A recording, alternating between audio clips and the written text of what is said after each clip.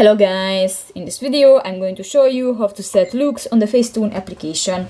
But first of all, I just want to mention, please don't forget to subscribe to our channel, because at 100,000 subscribers we are going to show you our YouTube revenue statistics and growth strategy, how to make money online. So let's jump into it. First of all, open the application on your device.